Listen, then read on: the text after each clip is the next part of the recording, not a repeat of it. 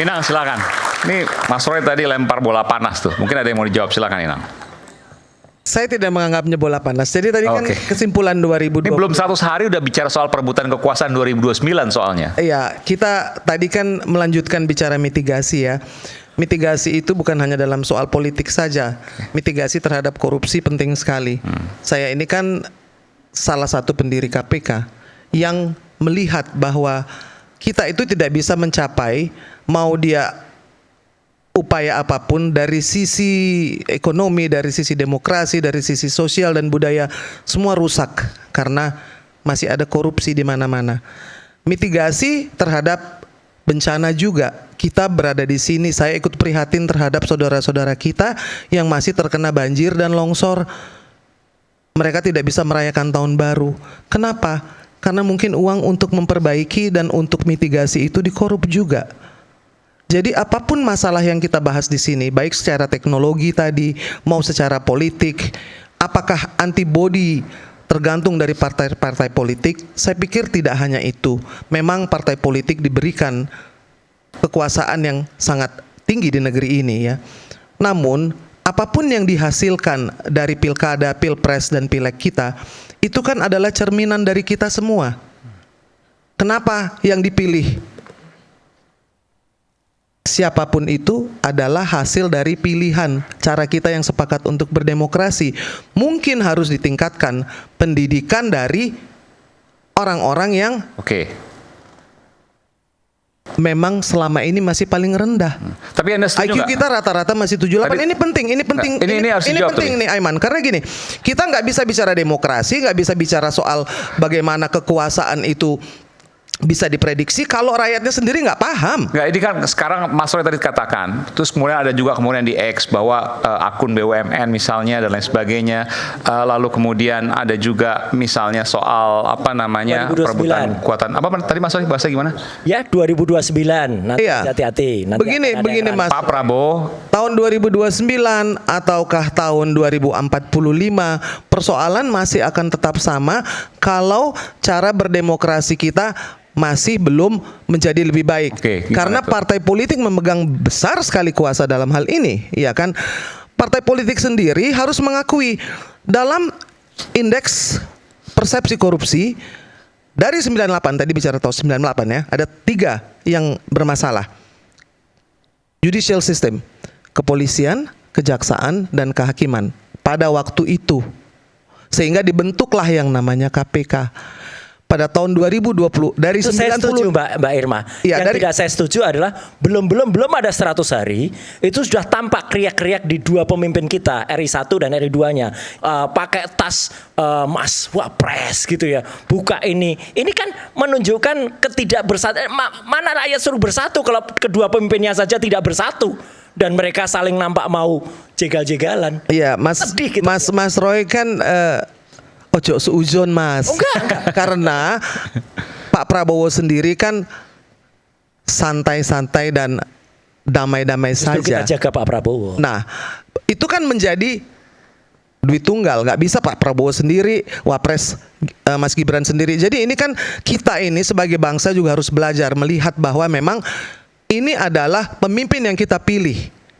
Ya kan, mari kita mitigasi supaya rakyat tidak menderita terlalu banyak. Kalau saya melihatnya ya, sekarang ini bukan hanya dari sisi ekonomi, dari sisi demokrasi, dari sisi budaya, dari semua sisi ini kita ini ketinggalan. Kenapa? Karena memang SDM-nya masih terlalu rendah. Saya ini kan aktivis Mas. Betul. Ya kan, baik. kerjaannya itu membelani rakyat. Sekarang ini kita bicara bagaimana supaya rakyat kita ini bisa lebih pandai, bisa lebih maju, karena kalau kita nggak bahas nih soal korupsi ini, yang dimiskinkan itu kan rakyat. Baik. Kenapa nggak dimiskinkan koruptornya yang dimiskinkan gitu loh? Selama ini kan rakyat miskin ini menjadi sangat rentan bahwa ada memang masyarakat yang tidak mampu, yang memang kalau tidak dibantu dia akan kelaparan. Ya, artinya dan ada kita tidak mau melihat yang benar harus ditingkatkan itu kita ya. tidak mau melihat anak-anak tertidur dengan kelaparan. Ya. Setidaknya kalau pagi-pagi ibunya tidak bisa kasih makan, dia bisa dapat makanan gratis 1 kali saja. Itu bisa membuat dia tidur dengan lelap daripada dia tidak makan sama sekali. Jadi itu program yang dibuat salah satu untuk mitigasi. Baik, terima kasih. Prof, silakan. Ya, tadi kan kita memahami bahwa kondisi ekonomi kita tidak baik-baik saja. Ada defisit sekitar 500-an triliun kalau nggak salah begitu ya setahun ini. Kemudian kita harus bayar hutang tadi sekitar 1.300 triliun. Ini luar biasa. Makanya mau tidak mau memang pemerintah harus efisiensi. Termasuk salah satunya yang perlu, jangan rakyat dulu ya, tapi pemerintah efisiensi. Salah satunya adalah efisiensi gemuknya para kabinet. Itu bisa saja dilakukan. Kalau itu mau Pak Prabowo supaya kelihatan bahwa Pak Prabowo semakin kuat ya image-nya di masyarakat. Akan lebih bagus lagi kalau Pak Prabowo kemudian menunda kenaikan 12% PPN tadi. Mungkin dicarikan di mana cari dana-dana yang bisa dicarikan, termasuk dari para koruptor-koruptor itu, penyitaan pada harta-harta koruptor, atau mungkin juga menunda pula makan siang gratis tapi dengan kompensasi menunda 12% PPN. Kan begitu. Karena memang negara kita sedang tidak baik-baik saja, kenapa kita harus ngotot dengan dengan inefisiensi yang luar biasa. Nah, terakhir adalah penegakan hukum. Penegakan hukum ini sangat penting, tapi tidak hanya di dunia fisik yang penegakan hukum. Dunia maya kita ini boleh dikatakan regulasi-regulasi Indonesia, regulasi kita yang kita buat, itu di dunia maya itu seperti nggak berlaku. Terutama kalau berasal dari tadi yang luar negeri atau yang anonim dan sebagainya. Nah, itulah makanya kenapa perlu adanya kedaulatan digital, supaya kekuatan fisik, stabilitas politik itu imun. Tapi kalau tiap hari dirongrong terus, diadu domba terus oleh media sosial, kemudian orang belajar di pesantren 2 jam mempelajari ilmu agama, tapi berjam-jam diajarin tentang pornografi, tentang judi online, tentang penipuan online, yang terus-menerus saya rasa yang paling banyak atau intensitasnya lebih tinggi itu akan lebih punya pengaruh besar. Apalagi ada algoritma di situ. Ya, maksudnya makanya saya tekankan, karena media sosial alamiahnya begitu ya, ketika buka sekali maka dia akan ditunjukkan terus. Iya, coba bayangkan. Misalnya saya punya anak bukan pesantren yang ngajarin itu tadi kan, anak saya belajar ngaji 2 jam, tapi kemudian dia buka HP selama beberapa hari, isinya bertentangan dengan itu. Kira-kira mana yang akan berpengaruh? Ya itulah, makanya kenapa negara perlu hadir di dunia digital, perlu hadir dalam kedaulatan digital. Di situ, Mas. Oke, itu baik. penting sekali untuk Indonesia masa depan. Oke, silakan. Bung Aiman, semua kita yang berada di panggung ini hari ini, mungkin baju kita berbeda-beda, mungkin warna kulit kita berbeda-beda, mungkin juga suku, budaya dan agama kita juga berbeda-beda. Tetapi saya yakin kalau masing-masing dari kita dibelah, saya yakin isinya pasti merah putih. Maka izinkan saya mewakili Partai Gerindra di penghujung tahun 2024 ini mengirimkan optimisme kepada seluruh rakyat Indonesia untuk tahun 2025. Bung Aiman, tahun 2025 kita akan memasuki babak baru, di mana salah satu program unggulan dari Presiden Prabowo, yaitu makan bergizi gratis, resmi akan dimulai. Tanggal 3 Januari. Karena RAPBN-nya adalah dialokasikan untuk tahun 2025. Itu adalah sebuah program yang amat mulia. Untuk berapa juta itu? Untuk penerima manfaatnya masih sedang dihitung, tapi anggarannya adalah 71 triliun di tahun 2025. Itu benar ya, dibiayai oleh Tiongkok? Semua program makan bergizi gratis itu menggunakan APBN senilai 71 triliun. Dan itu adalah program yang dengan tujuan utama adalah memberi makan anak-anak kita agar anak-anak Indonesia dapat bertumbuh dengan cerdas, dengan produktivitas ekonomi yang baik, dan dapat bersaing dengan anak-anak Berarti negara manapun. berita bahwa makanan bergizi gratis itu dibiayai oleh Tiongkok salah dong? Jadi begini, semua program makan bergizi gratis itu yang paling diutamakan adalah nilai gizinya. Juga dengan skema kerjasama-kerjasama yang akan menginclude perekonomian lokal daripada masyarakat. Jadi ini akan menggandeng baik itu pihak-pihak swasta maupun ekonomi kemasyarakatan. Semuanya akan digandeng dalam stakeholders ini. Nah, terakhir adalah saya tambah dikit. Karena rakyat melihat jejak digital ini, Mas, harus hati-hati. Karena konsekuensi itu tidak ada makan siang gratis. Dan karena kalau kerjasama dengan Tiongkok, takutnya takutnya itu nanti kita harus mengikuti 9 atau 10 days line. Tidak yang ada. Itu makanya kalau itu pasti Program ada, makan bergizi gratis kita- 100% hubungannya dengan- akan dijalankan oleh pemerintahan Indonesia untuk anak-anak Indonesia. Terakhir, Bung Aiman, saya ingin sedikit mengirimkan kembali optimisme bahwa walaupun ada potensi pelemahan daya beli akibat kenaikan PPN, Partai Gerindra mendukung langkah-langkah yang telah diambil oleh pemerintahan untuk meminimalisir pelemahan daya beli tersebut. Sebagai contoh, penundaan kenaikan PPN dari 11 menjadi 12%. Jadi tetap di 11% untuk beberapa komoditas seperti gula industri maupun tepung terigu. Juga ada beberapa komoditas yang sama sekali tidak dikenakan PPN, seperti beberapa bahan sembako seperti beras, telur, daging, susu tidak dikenakan maupun pendidikan dan juga kesehatan. Yang terakhir adalah insentif-insentif yang diberikan kepada masyarakat. Seperti contoh adalah diskon 50% untuk biaya listrik, token listrik untuk masyarakat yang tidak mampu. Per 1 Januari nanti ya. Per 1 Januari. Jadi kalau mau beli token tanggal 1 Januari. Dan jangan lupakan, Bung Aiman, pemerintah di dalam pipeline-nya juga saat ini telah menggodok bagaimana caranya kita bisa menaikkan nilai daripada PTKP atau penghasilan tidak kena pajak. Jika langkah-langkah ini diambil, maka insya Allah, kalaupun ada dampak pelemahan daya beli akibat kenaikan PPN, itu semua bisa dimitigasi, bisa diminimalisir oleh langkah-langkah tersebut.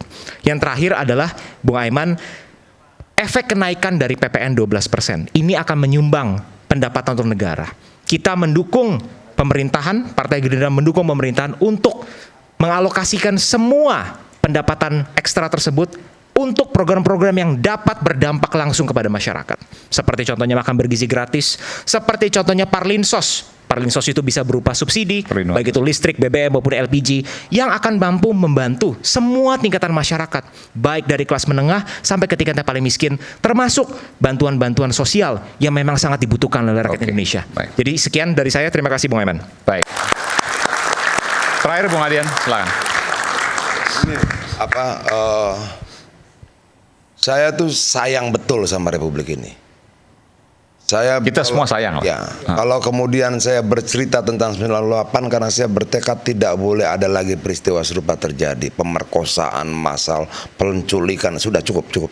Biarlah itu menjadi kenangan buruk buat kami. Oke. Tapi di sisi lain, kenapa kok kita ngeliat arahnya ke sana gitu loh? Arah apa yang ke sana? Kondisi ekonomi dan sebagainya. Saya tadi mau minta stop soal Perlinsos dan sebagainya, nggak usah kita omongin. Kenapa? Biarlah itu jadi domain kalian untuk mengerjakannya. Oke?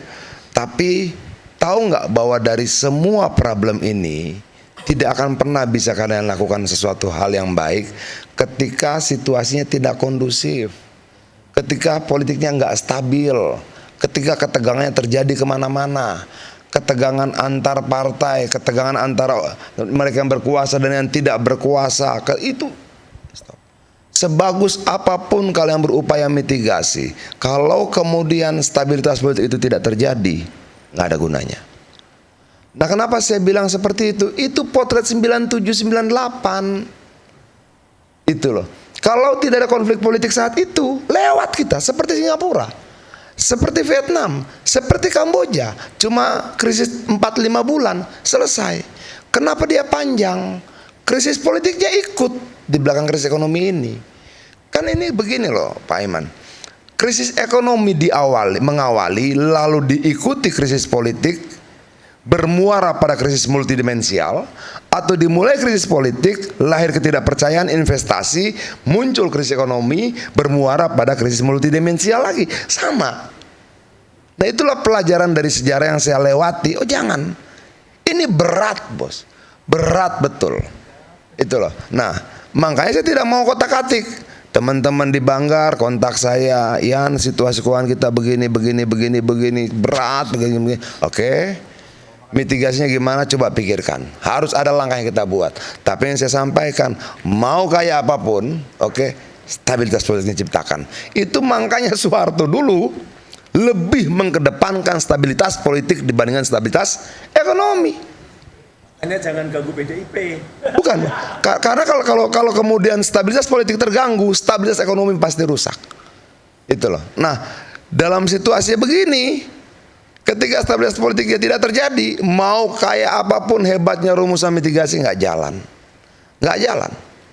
Itu loh. Nah, ingin saya sampaikan, rumuskanlah mitigasinya. Situasi kita berat. Kedua, redakan ketegangan. Dengan kelompok yang sana, dengan kelompok yang sini, dan kelompok yang kesini. Kenapa 10 tahun pemerintahan Jokowi meninggalkan banyak jejak dendam yang belum selesai? Pilkada meninggalkan banyak jejak dendam yang belum selesai. Pilpres menciptakan banyak jejak luka yang belum selesai. Nah, bukan PDI perjuangannya maksud saya, tapi dendam-dendam luka-luka ini kita obati sebelum kita masuk pada momentum ekonomi yang sangat berat. Terima kasih. Ada tambahan dikit lagi mungkin karena tadi cukup. Oke, dikit aja tapi silakan. Jadi menurut saya ada permasalahan yang bukan sedikit selalu dilupakan oleh pemerintah saat ini tentang komunikasi. Makanya tadi saya tanyakan kan, ini benar nggak dibiayai oleh Tiongkok? Maksud saya, kalau memang dibiayai, sampaikan. Tapi udah dibantah tidak? Belum dibantah. Belum dibantah. APBN 71 triliun, betul demikian? Nggak dibantah. Nggak ada kaitan. Kan pertanyaan saya adalah apakah benar bahwa makan siang bergizi gratis dibiayai oleh Tiongkok? Kalaupun benar nggak apa-apa, tapi diomongin aja supaya masyarakat juga tahu apa kondisinya bangsa ini hari ini. Kalau tadi Bang Adian, Inang sudah menyampaikan, Mas Rio juga sudah menyampaikan, memang kondisinya ekonomi kita berat. Uang kita berat, kita nggak punya uang, ya udah ngomong aja. Rakyat Indonesia menurut World Giving Index itu dermawan nomor 1 di dunia. Jadi artinya kita oke kalau diminta membantu negara, tapi komunikasi yang benar. Jangan ada yang tidak transparan dan ditutup-tutupi. Kalau memang harus dibantu, bilang ke rakyat, kami perlu dibantu, negara ini perlu dibantu, rakyat akan bantu, saya yakin itu. Datanglah dengan kerendahan hati pada rakyat, pasti rakyat bergerak. Itulah maksud saya. Sedikit ya, silakan. Jadi ini memang merupakan salah satu dampak diplomasi daripada Presiden Prabowo, di mana banyak sekali memang negara-negara yang membuka diri untuk membantu mensupport program-program dari pemerintah Indonesia, apapun itu programnya. Tetapi yang pasti satu hal, program makan bergizi gratis 100% adalah program dari pemerintahan Indonesia dengan alokasi anggaran 71 triliun dengan standarisasi ketat yang akan diatur oleh pemerintahan pusat dalam. Jadi tidak dibiayai oleh Tiongkok ya? Gizi nasional. Kalau memang ada pihak-pihak eksternal yang ingin membantu, maka Indonesia tidak akan menolak. Tetapi dengan catatan, Indonesia tidak bisa disetir, diatur oleh pihak manapun. Ini 100% merupakan kedaulatan dan program dari pemerintah Indonesia. Ya, terima kasih Rio. Saya tambahkan ya gini ya. Stabilitas politik itu gini salah satunya. Kok gua ngerasa PIK ini bakal lebih rame deh. Selesaikan. PIK itu Pantai Indah Kapuk maksudnya. Ya, setuju. Selesaikan. Itu bagian isunya maksudnya, bukan orang yang ke sana. Orang sana kan ramai emang. Bukan, ya isunya. Dan ini gini, kalau ketemu momennya dengan harga barang naik menjelang lebaran, meledak. Nah, ini yang gue maksudkan, stabilitas politik itu bukan cuma persoalan partai ya. Hal yang paling kecil yang dirasakan nurani gitu lah. Ya, kenapa kalau tidak kalian selesaikan, mau sekecil apapun bara itu jadi api. Makanya saya bilang yang spanduk yang flyer yang bertebaran di sosial media yang tadi saya bacakan itu mengerikan sekali. Rakyat sudah tidak lagi yang bisa dia makan, tinggal si kaya yang akan dia makan. Jangan kejadian. Terima kasih. Oke, baik. Dan pemirsa, perjalanan 2024 diawali dengan gegap gempita pemilihan sepanjang tahun. Panggung demokrasi menyala dengan kepulan asa hingga suara rakyat yang menggema. Gerakan perlawanan berorkestrasi mencari keadilannya, melawan kesewenang-wenangan yang konon diciptakan. Besok kita akan mulai hari yang baru. Ada banyak tanya soal nasib kita, tapi sejuta harapan tak layak berhenti atas nama bangsa. Selamat tahun baru 2025. Saya Aiman Wicaksono. Sampai jumpa di Rakyat Bersuara selanjutnya. Salam. Thank you, Bang.